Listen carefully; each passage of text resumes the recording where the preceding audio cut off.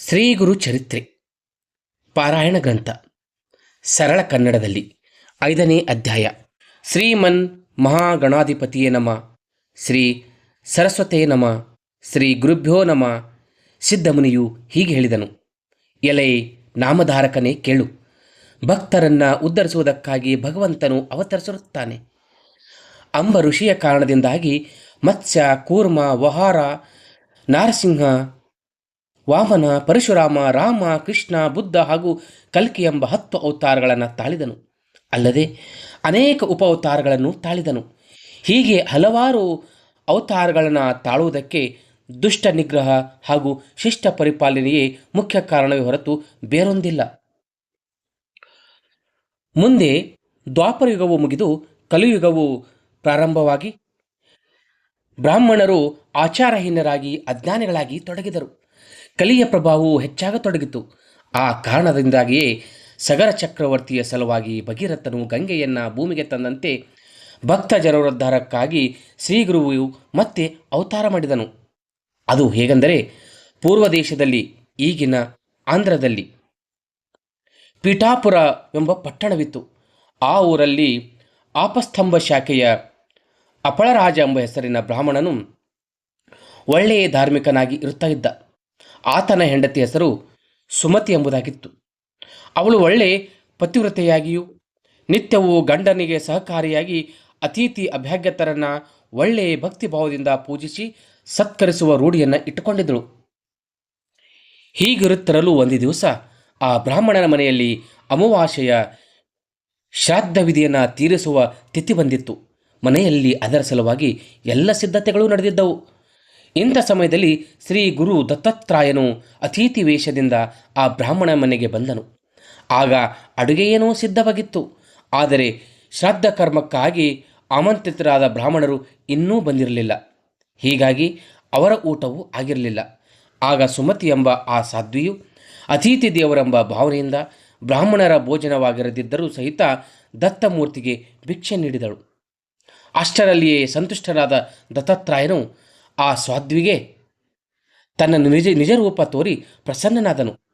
ಸುಮತಿಯು ಆ ದಿವ್ಯ ರೂಪವನ್ನು ನೋಡಿ ಭಯಭಕ್ತಿಗಳಿಂದ ಧಾವಿಸಿ ನಮಸ್ಕಾರ ಮಾಡಿದಳು.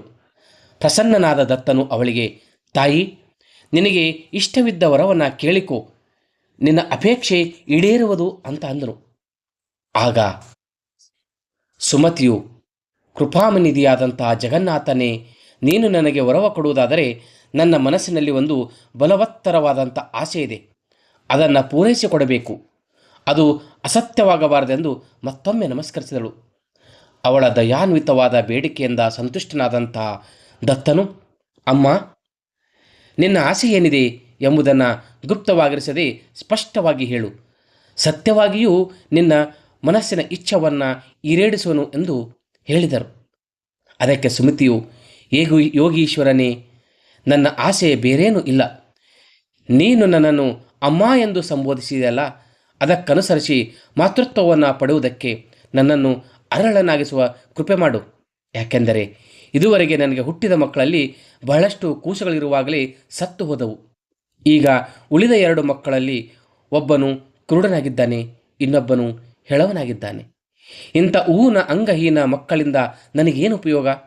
ಅದಕ್ಕಾಗಿ ನನಗೆ ನಿಮ್ಮಂತೆ ಜ್ಞಾನಿಯೂ ಜಗದ್ವಂದನೂ ದೇವಸದೃಶ್ಯನೂ ಹಾಗೂ ಉದಾರಿಯೂ ಆದ ಮಗನನ್ನು ಪಡೆಯಬೇಕೆಂಬ ಹಿರಿಯಾಸೆ ಇದೆ ಅಂತ ಕೇಳಿಕೊಂಡ್ಳು. ಆಕೆಯ ಉತ್ಕಟೆ ಇಚ್ಛೆಯನ್ನು, ಪವಿತ್ರ ಭಾವವನ್ನು ಕಂಡು ದತ್ತನಿಗೆ ತುಂಬ ಸಂತೋಷವಾಯಿತು. ತಾಯಿ, ನಿನ್ನ ಇಚ್ಛೆಯಂತೆ ನಿನಗೆ ಅಂಥ ಮಗನೇ ಜನಿಸುವನು. ಅವನಿಂದ ನಿಮ್ಮ ಕುಲಕೋಟಿಗಳು ಉದ್ಧಾರವಾಗುವವು.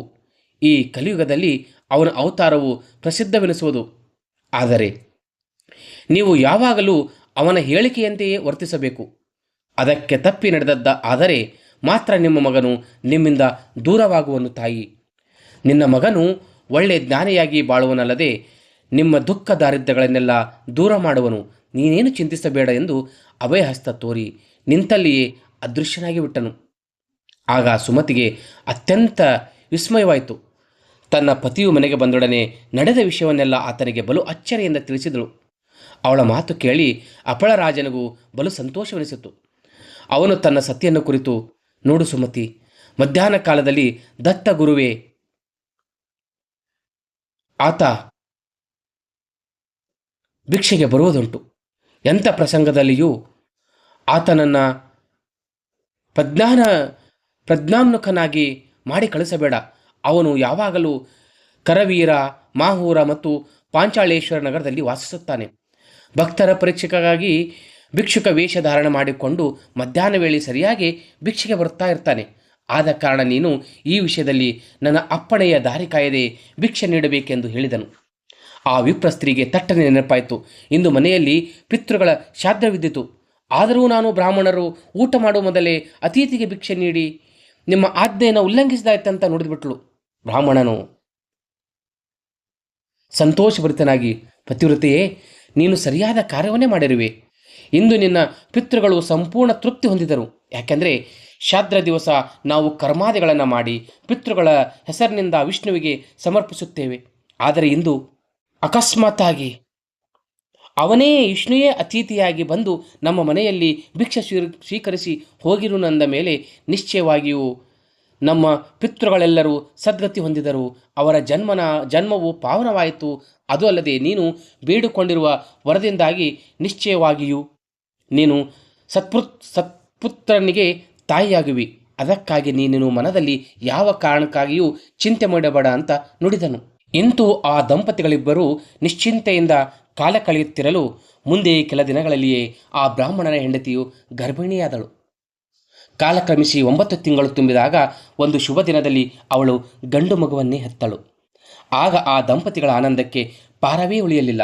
ಮಗು ಜಾತಕ ಕರ್ಮವನ್ನು ಸಂಭ್ರಮದಿಂದ ನೆರವೇರಿಸಿದರು. ಬ್ರಾಹ್ಮಣರು ಕೂಸಿನ ಜಾತಕವನ್ನು ಪ್ರಸಿದ್ಧಿಸಿ ಆತನನ್ನು ತಪಸ್ವಿಯೂ ಜಗದ್ಗುರುವು ದೀಕ್ಷಾಕರ್ತನೂ ಆಗುವನೆಂದು ತಮ್ಮ ಅಭಿಪ್ರಾಯವನ್ನು ಸೂಚಿಸಿ ಹೊರಟು ಹೋದರು. ಮುಂದೆ ಆ ದಂಪತಿಗಳು ತಮಗೆ ದತ್ತನು ವರ ಕೊಟ್ಟು ಹೋದ ಕಾರಣದಿಂದಲೇ ಜನಿಸಿದ ಆ ಮಗುವಿಗೆ ಶ್ರೀಪಾದನೆಂಬ ನಾಮಕರಣ ಮಾಡಿದರು. ಭಕ್ತ ಜನರೋದ್ಧಾರಕ್ಕಾಗಿ ಅವತರಿಸಿದ ತ್ರಯಮೂರ್ತಿ ದತ್ತನ ಅವತಾರವೇ ಈ ಶ್ರೀಪಾದನು.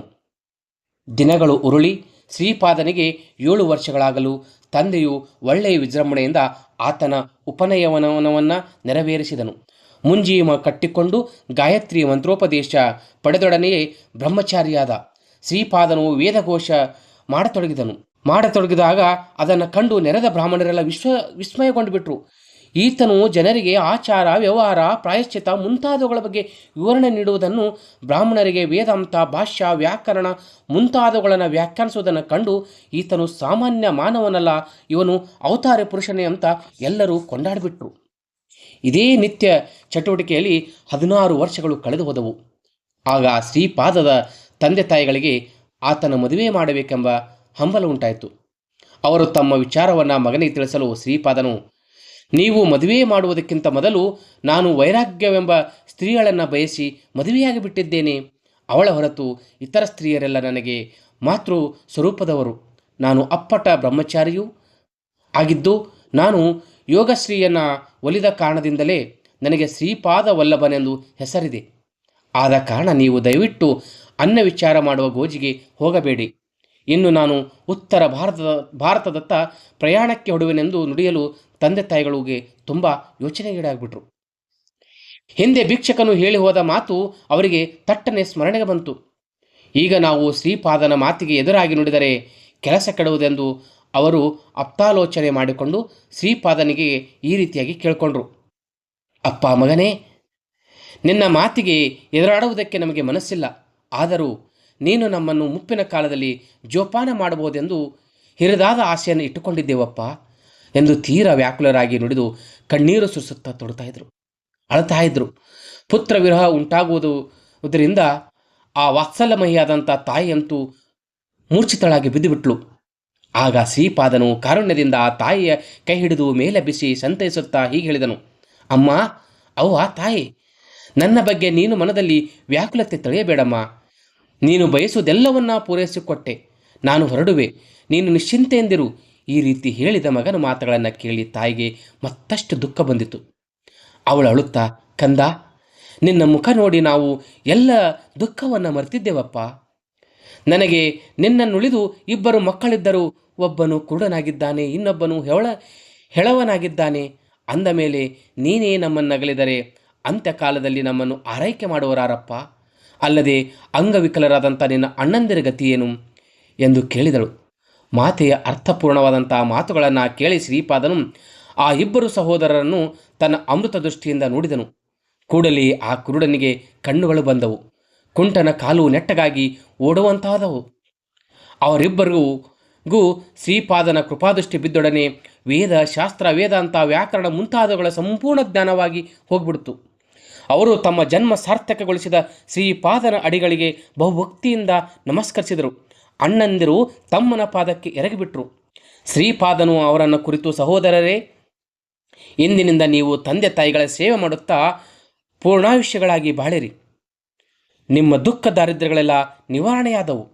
ಇಂದಿನಿಂದ ನೀವು ಧನ, ಧಾನ್ಯ, ಸಿರಿ, ಸಂಪತ್ತು, ಹೆಂಡಿರು, ಮಕ್ಕಳು, ಮೊಮ್ಮಕ್ಕಳು ಎಲ್ಲ ಸೌಭಾಗ್ಯಗಳನ್ನು ಹೊಂದುವಿರಿ ಎಂದು ವರವ ನೀಡಿದನು. ಮತ್ತು ತಾಯಿಗೆ, ಅಮ್ಮ, ಈಗ ನಿನ್ನ ಚಿಂತೆಯೆಲ್ಲ ದೂರವಾಯ್ತಲ್ಲ. ನಿನ್ನ ಇಬ್ಬರೂ ಮಕ್ಕಳು 100 ವರ್ಷ ಅಂದರೆ ಪೂರ್ಣಾಯುಷ್ಯಗಳಾಗಿ ಬಾಳುವರು. ನಿಮ್ಮನ್ನು ದೇವರಂತೆ ಪೂಜಿಸುತ್ತಾ ಜೋಪಾನ ಮಾಡುವರು. ಅಲ್ಲದೆ ಅವರ ಮನೆಯಲ್ಲಿ ಲಕ್ಷ್ಮಿಯು ಅನೇಕ ತಲೆಮಾರುಗಳವರೆಗೆ ಶಾಶ್ವತವಾಗಿ ನಿಲ್ಲುವಳು. ಅವರ ವಂಶದವರೆಲ್ಲರೂ ವೇದ ವಿದ್ಯಾ ನಿಪುಣರಾಗಿಯೇ ಬಾಳುವರು. ಇನ್ನು ನೀನು ನನಗೆ ನಿಶ್ಚಿಂತತೆಯಿಂದ ಪ್ರಯಾಣಕ್ಕೆ ಅಪ್ಪಣೆ ಕೊಡರಿ ಎಂದು ತಿಳಿಸಿ ಅವರ ಅನುಮತಿ ಪಡೆದು ನಿಂತಲ್ಲಿಯೇ ಅಂತರ್ಧಾನನಾದನು. ಹಾಗೂ ಪುಣ್ಯಕ್ಷೇತ್ರವಾದ ಕಾಶಿಯಲ್ಲಿ ಒಮ್ಮಿಂದೊಮ್ಮೆಲೆ ಪ್ರಕಟನಾಗಿ ವಿಶ್ವೇಶ್ವರನ ದರ್ಶನ ಪಡೆದು ಅಲ್ಲಿಯ ಸಾಧು ಜನರಿಗೆ ದೀಕ್ಷೆ ಕೊಟ್ಟು ಕೆಲಕಾಲ ಅಲ್ಲಿಯೇ ಗುಪ್ತವಾಗಿ ಉಳಿದನು. ನಂತರ ಅಲ್ಲಿಂದ ಹೊರಟು ಬದ್ರೀನಾರಾಯಣ ದರ್ಶನ ಪಡೆದು ಅಲ್ಲಿಯೂ ಅನೇಕ ದ್ವಿಜರಿಗೆ ದೀಕ್ಷೆ ಕೊಟ್ಟನು.